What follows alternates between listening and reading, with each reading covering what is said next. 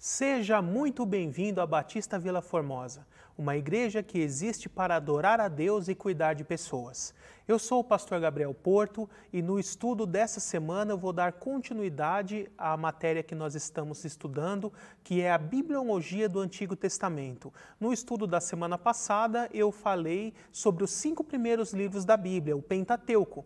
E hoje nós vamos entrar nesse segundo grupo de livros, chamados de livros históricos, que vão ali de Josué até Esther. Então, ele é um grupo com muitos livros. Nós temos ali Josué, Juízes, Ruth, primeiro e segundo livros de Samuel, primeiro e segundo livros de Reis, primeiro e segundo livros de Crônicas, Esdras, Neemias e Esther.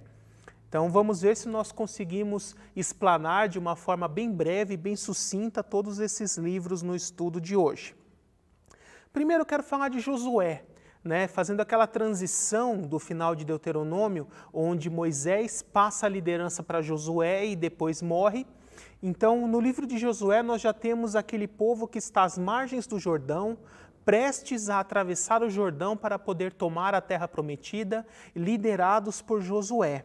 E aí do capítulo 1 até o capítulo 7, nós temos toda essa preparação do povo, a travessia do Jordão, ali no capítulo 3, e essa preparação para a tomada de Jericó, que era uma das principais cidades ali de Canaã. Até que o povo consegue, por aquele sinal milagroso de Deus, causar um grande terremoto e derrubar as muralhas, e o povo de Israel toma Jericó.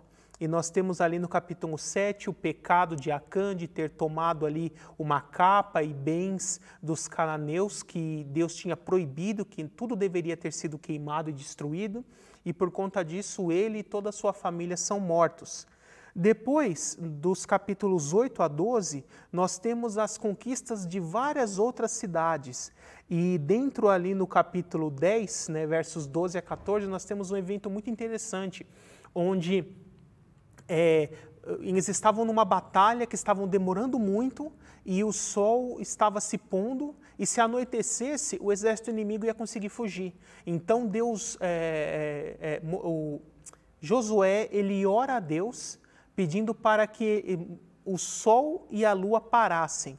É importante nós entendermos isso, porque algumas pessoas pegam esse texto numa leitura extremamente literal e tentam dizer que então é o sol que se move, a lua que se move, a lua se move sim no caso, mas que é o sol que giraria em volta da terra e não o contrário. Lembre-se que a Bíblia ela sempre vai narrar pela perspectiva humana. Josué, com o conhecimento que ele tinha na época, ele fez aquele pedido.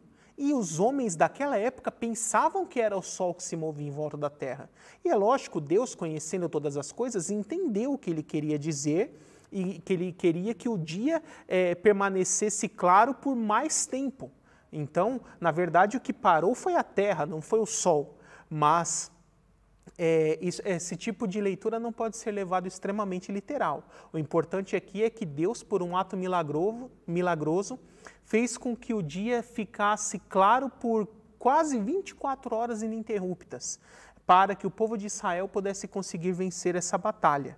Depois nós temos ali dos capítulos 13 ao 22 a divisão das terras, as partes da terra de Canaã que ficaram para cada uma das 12 tribos. Algumas tribos tiveram um território contínuo e outros tiveram um território subdividido em 2 partes. Uma a um lado do Jordão e a outra do outro lado, uma a leste e outra a oeste. Tá? E ali nós temos também no capítulo 13 a descrição das terras que não foram conquistadas, terras que os hebreus não conseguiram tomar e preferiram desistir de tomar aquelas terras e continuar convivendo com os cananeus que ali habitavam, contrariando a vontade de Deus e a orientação de Deus, que era de poder eles tomarem toda a terra, expulsarem todos os povos inimigos. Isso é muito importante nós observarmos. Depois, nos livros seguintes, o povo sofre muito por causa desses povos estrangeiros que ficaram ali e se tornaram ameaças para o povo de Israel. E então, os capítulos finais, capítulos 23 e 24, nós temos ali a despedida e a morte de Josué. E é muito importante nós entendermos ali uma frase que Josué diz no finalzinho do livro, que diz assim: eu e a minha casa serviremos ao Senhor. É muito comum pessoas utilizarem essa frase fora de contexto, achando que ela é um tipo de promessa, que se eu me converto, toda a minha casa irá se converter e servir a Deus também. Não foi isso que Josué quis dizer. O que Josué fez, ele estava reunindo todo o povo, já tinham tomado toda a terra que haviam se proposto a ocupar, e então Josué fala assim: agora que nós estamos na terra, vocês precisam decidir a quem vocês vão servir. Ao Deus de Israel, ao Deus único verdadeiro, ou aos deuses falsos dos cananeus. E então Josué, ele adianta e se diz: olha, vocês têm que escolher a quem vocês vão servir, mas desde já eu adianto a vocês que eu e a minha casa serviremos ao Senhor.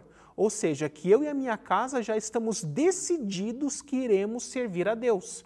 Tá? É isso que o texto diz. Tentar aplicar esse texto como uma promessa é tirá-lo de seu contexto original.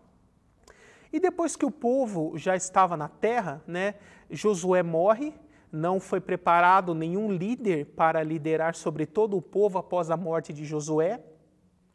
E quando Josué morre, nós entramos num período chamado de período teocrático, também conhecido como período dos juízes, em que Deus, em cada época, em cada geração, vai levantando pessoas para serem líderes locais sobre algumas tribos de Israel.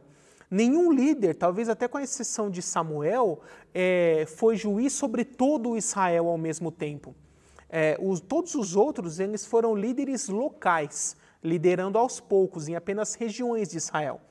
Ao todo, o livro de Juízes nos fala de 3 juízes.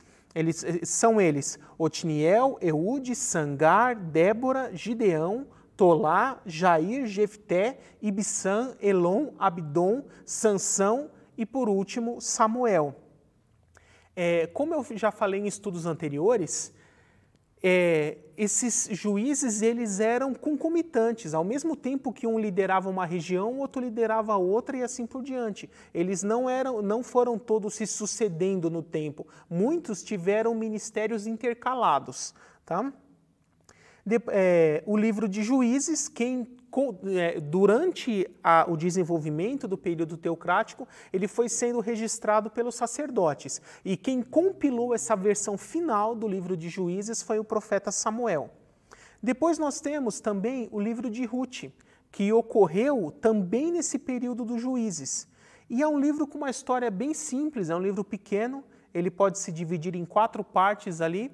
A primeira parte é que Ruth fica viúva e vai morar em Belém com Noemi, né?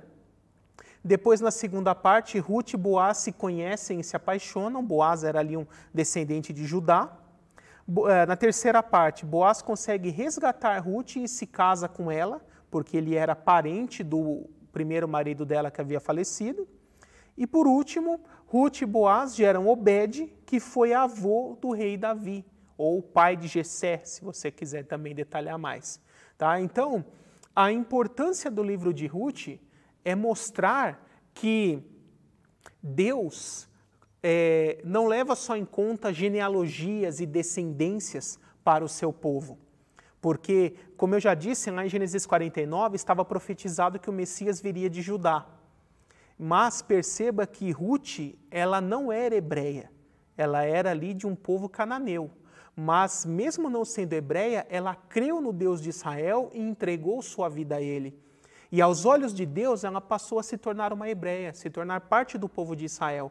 Tanto que Deus permitiu que ela casasse com um descendente de Judá e ela se tornou ancestral do próprio rei Davi e, por consequência, do Senhor Jesus também. Então, 2 mulheres são mencionadas na Bíblia como pessoas que depois se tornaram ancestrais do rei Davi. E as 2 são cananeias, são não hebreias, né? Então, nós temos aqui Ruth e nós temos também a prostituta Raabe, lá no livro de Josué, que também se tornou ancestral de Davi e do rei Jesus. E prosseguindo, o livro seguinte é o primeiro livro de Samuel. é importante nós observarmos que na Bíblia judaica é um livro só, não é 1º e 2º Samuel. Quem fez essa divisão em duas partes foi foi Agostinho, por volta do século IV, né, Agostinho de Hipona. Mas os judeus têm como um livro só. Então ele separou em duas partes, a história até a morte de Saul, que é antes de Davi ser rei, e a história de quando Davi assumiu o trono para frente como 2º Samuel. Tá? É lógico que o primeiro livro de Samuel foi o próprio Samuel que escreveu até o trecho ali da sua morte, né?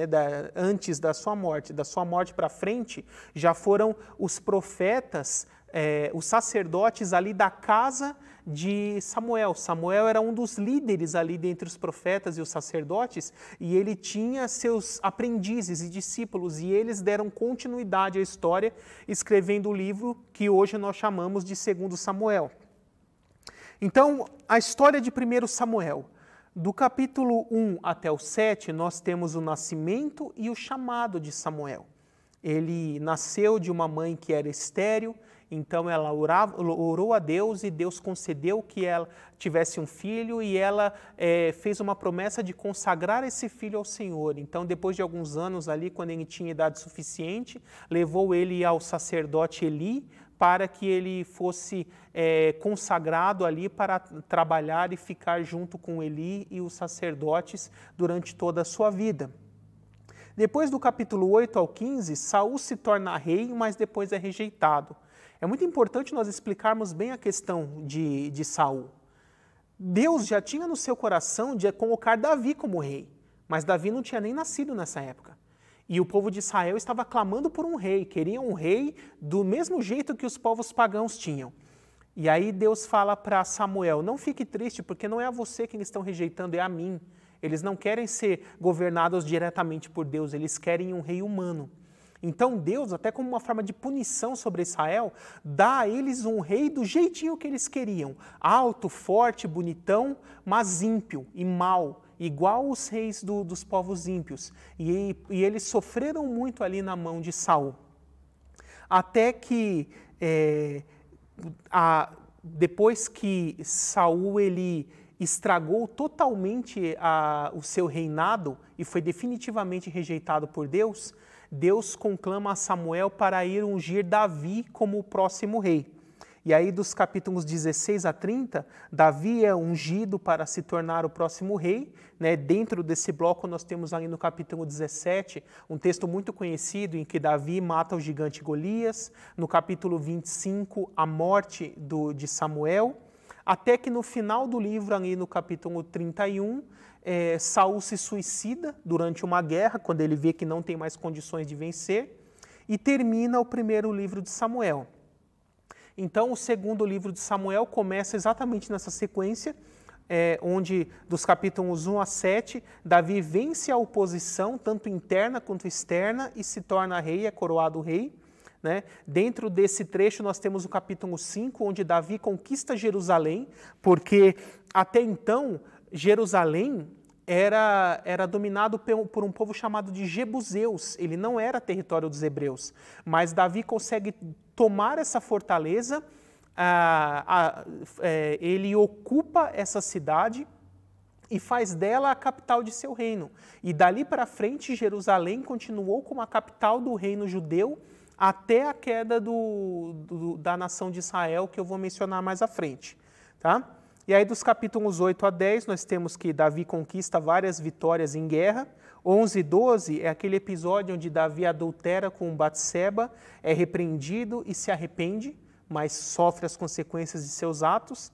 Depois dos capítulos 13 a 20, nós temos aquelas rebeliões e a morte entre os filhos de Davi, né? Porque a espada jamais se apartou da casa de Davi, ele teve muitos problemas com os seus filhos. Um filho acabou estuprando a própria irmã e foi morto pelo outro filho. Depois esse outro filho mais velho, Absalão, ele quis tomar o trono, assumir o reinado sobre Davi. Davi teve que se fingir de louco e fugir, e depois levantar uma força para conseguir tomar de volta, até que o seu outro filho acabou sendo morto. Então ele acabou perdendo os seus 2 filhos homens, mas Deus, pela sua misericórdia, permitiu que ele tivesse mais um filho, Salomão, este que veio assumir o reinado e foi rei no lugar de Davi depois que ele veio a falecer. Então aqui dos capítulos 21 a 24, Davi estabiliza seu reino e reina tranquilamente, até o fim de sua vida.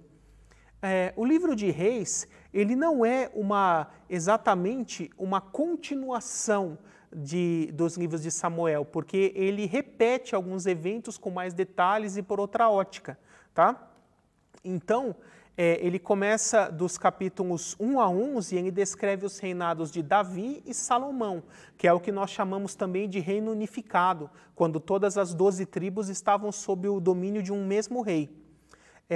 Dentro desse bloco, nós temos ali a construção do templo, que vai ali de 1 Reis 5 a 9, também o relacionamento com a rainha de Sabá, entre Salomão e a rainha de Sabá, ali no capítulo 10.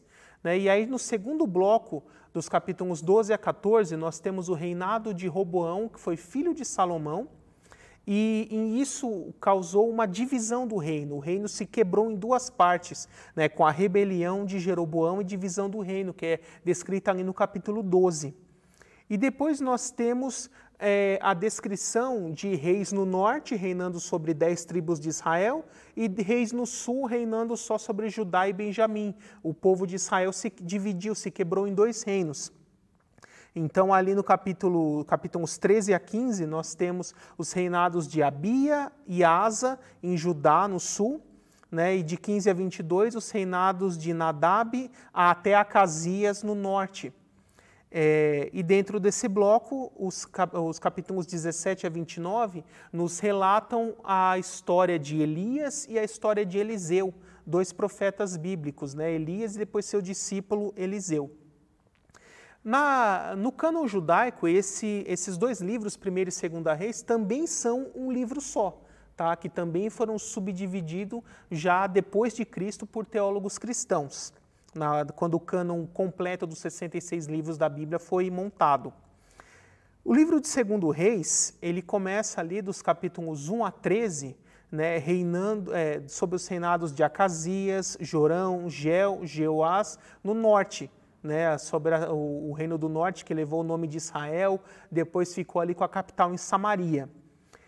Dentro desse bloco, nós temos um trecho importante que fala do arrebatamento de Elias e o ministério de Eliseu, de Elias tendo sido arrebatado vivo e Eliseu que continuou o seu ministério. E aí, na segunda parte do livro, dos capítulos 13 a 17, nós temos os reinados do norte e do sul até a queda de Samaria. Então, o texto vai narrando quem estava reinando no norte, quem estava reinando no sul, até que o reino do norte veio a ser destruído pelos assírios e deixou de existir, E esses mesmos assírios que destruíram o reino do norte também desceram para Jerusalém para tentar destruir também o reino do sul. Mas nos capítulos 18 e 19, Deus dá um grande livramento e fala que Deus manda o anjo do Senhor e que ele mata em uma noite 185 mil homens do exército assírio. E quando Senaqueribe, que era o líder, acorda de manhã e sai de sua tenda, praticamente está todo mundo morto, só tem ele. E aí ele pega o seu cavalo e vai embora, e assim Jerusalém é livrada. E depois dos capítulos 20 a 25, nós temos reinados de Judá até a queda de Jerusalém, ali em 583 a.C., pelas mãos do rei Nabucodonosor da Babilônia. Depois nós temos também o livro de Crônicas, também dividido em 2 partes, 1º e 2º Crônicas, que no cânon judaico também é um livro só. Basicamente ele tem 2 partes, dos capítulos 1 a 10, genealogias de Adão até o retorno do exílio, e a segunda parte, dos capítulos 11 a 29, o reinado de Davi até a sua morte. Então, basicamente, é uma recapitulação para que aquela geração da época do cativeiro aprendesse um pouco mais sobre a história do povo de Israel, dos reis, de como foi o seu passado. Segundo Crônicas, nós temos dessa continuação, os capítulos 1 a 9, reinado de Salomão e a construção do templo. Capítulos 10 a 12, o reinado de Roboão e a divisão do reino, e capítulos 13 a 36, vários reinados até a queda de Jerusalém. Então, basicamente, ele é uma recapitulação dos livros de crônicas com alguns detalhes a mais acrescentados. E aí nós temos o livro de Esdras, que já é pós-cativeiro. O povo de Israel foi para a Babilônia, ficou 70 anos no cativeiro, depois os babilônicos foram derrotados pelos persas, e os persas permitiram que o povo de Israel fossem voltando aos poucos para a sua terra. E aí, o livro de Esdras nós podemos dividir em 3 partes. Né? A primeira parte, os capítulos 1 e 2, o primeiro retorno dos judeus a Jerusalém, porque foram ocorrendo várias comitivas no decorrer do tempo, não voltaram todos de uma vez. Capítulos 3 a 6, a reconstrução do templo, que estava em ruínas ali por causa da guerra com a Babilônia 70 anos antes. E capítulos 7 a 10, Esdras lidera e ensina o povo. Então, depois que o templo foi reconstruído, a cidade já tinha novamente os seus muros, já tinha condição de se defender. Esdras conclama todo o povo a se assentar junto e ele ensina o povo novamente toda a lei de Deus e lidera esse povo que já tinha voltado para Jerusalém. Na geração seguinte, nós temos Neemias, que também escreveu os seus livros. É interessante que no cânon judaico, esses livros eles são chamados de Esdras 1 e 2. O livro de Neemias, no cânon judaico, ele chama de Esdras 2. Né? Mas na nossa Bíblia cristã acabou levando o nome de Neemias. Então, Neemias ele é basicamente dividido em 3 partes também. No capítulo 1, Neemias é autorizado a retornar a Jerusalém ali pelo rei Artaxerxes, né? E ele recebe um documento que o autoriza a pegar todo tipo de materiais, madeira, metais, mão de obra, ferramentas e tudo o que fosse necessário para reconstruir completamente a cidade e o templo. Então, todo o caminho em que ele foi passando por províncias dominadas pelo Império Persa, ele foi recolhendo esses recursos para levar para Jerusalém para poder montar. Né? Depois, dos capítulos 2 a 6, Neemias reconstrói a cidade de Jerusalém e dos 7 a 13, Neemias organiza, lidera e ensina o povo. Né? A mesma coisa que Esdras tinha feito na geração anterior, Neemias conclui. Ele consegue concluir essa reconstrução do templo, reconstrução da cidade de Jerusalém, e ele também se torna um líder e ensina novamente para essa geração a lei de Deus e como eles deveriam viver em comunidade. E ali nós podemos dizer que Judá ou a Judéia se levanta novamente como nação. Tá? E por último, dos livros históricos, nós temos o livro de Ester, que já vai ocorrer depois da época de Neemias, né? Mas dentro dos limites do Império Persa e não na terra de Israel. Então nós podemos dividir o livro de Ester em 6 partes. O capítulo 1 e 2 é a primeira parte, em que Ester acaba se tornando rainha da Pérsia. Depois, no capítulo 3, Amã tenta exterminar os judeus, o povo judeu. Na parte 3, que é os capítulos 4 e 5, Ester intercede pelo povo perante o rei. Né? Na parte 4, o capítulo 6 e 7, Amã é humilhado e acaba sendo enforcado. Então, Amã tinha elaborado um plano para que o próprio rei assinasse uma lei, um decreto autorizando as pessoas em um determinado dia a matar os judeus, enganando o rei. E depois que o rei já tinha assinado, ele percebeu que tinha sido enganado, mas não tinha como voltar atrás.